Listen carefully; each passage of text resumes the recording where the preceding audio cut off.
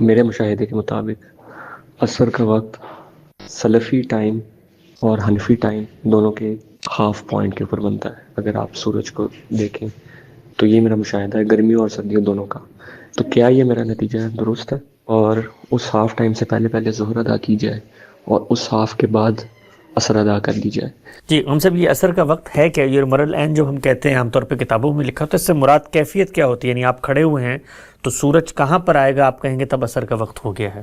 یعنی آپ کھڑے ہو جائیں اور دیکھیں سورج کی طرف، سر نہیں اٹھائیں. اچھا یوں سیدھے کھڑے ہو کے آپ کی آنکھوں کے سامنے، یعنی آنکھیں اٹھائیں اور دیکھیں. تو سر اٹھائے بغیر جب آپ آنکھیں اٹھاتے ہیں تو یہ مرل عین ہے. اچھا یہ سورج کے نچڑنے کا وقت ہے. عصر کے معنی یہی ہے. اچھا جو چیز اجماع اور تواتر سے منتقل ہوئی ہے وہ یہ ہے. یعنی ہمیں یہ دیکھنا ہے کہ سورج کس وقت نچڑنا شروع ہوتا ہے. نچڑنے کا مطلب یہ ہے کہ اس کی حدت کم ہونا شروع ہو جاتی ہے.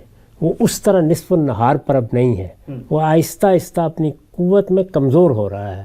اس کمزوری کی جہاں سے ابتدا ہوتی ہے وہ عصر کا وقت ہے. تو اس کو متعین کرنے میں تھوڑا بہت اختلاف ہو جاتا ہے، لیکن بنیاد یہی ہے.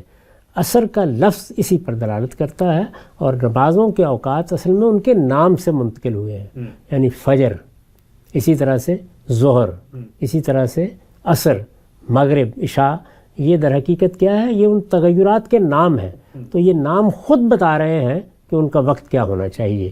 اس میں ظاہر ہے کہ بعض جگہوں پر کوئی اختلاف کا امکان نہیں، جیسے فجر، اس کی علامتیں نمودار ہو جاتی ہیں. اسی طریقے کا معاملہ ظہر کا ہے، وہاں سورج بالکل نصف النہار پر چلا جاتا ہے.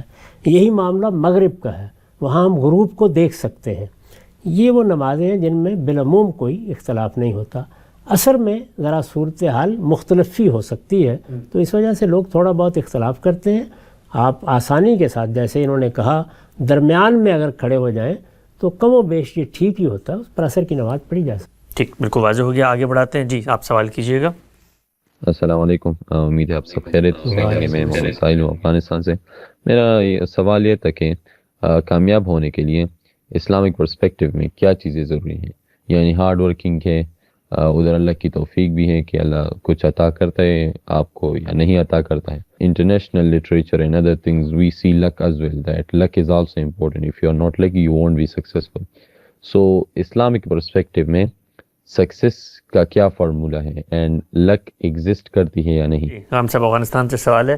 کامیابی اسلام کیا بتاتا ہے؟ کیسے صرف اپنی محنت سے آتی ہے یا کوئی لک بھی ہوتی ہے یا اور کوئی سرکمسٹانسز ہوتے ہیں؟ دونوں چیزیں ہمیشہ ساتھ ساتھ کام کرتی ہیں. یعنی مجھے کچھ صلاحیتیں دی گئی ہیں، کچھ قوتیں حاصل ہیں، مجھے ان کا ٹھیک اندازہ کرنا ہے، ان کو تیار کرنا ہے، ان کے مطابق اقدام کرنا ہے. اس کے لیے جو صحیح میں کر سکتا ہوں پوری کرنی ہے. اس کے بعد خدا کا فیصلہ ہے. اس دنیا میں نتائج 100% نکل آئیں یہ قانون نہیں بنایا گیا.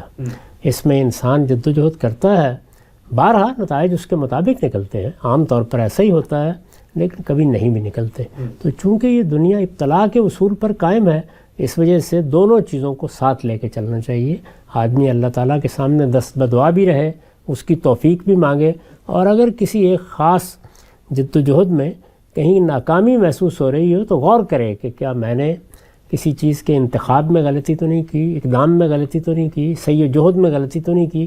تو اپنا بھی جائزہ لیتے رہنا چاہیے اور اپنے پروردگار سے بھی دست بدعا رہنا چاہیے.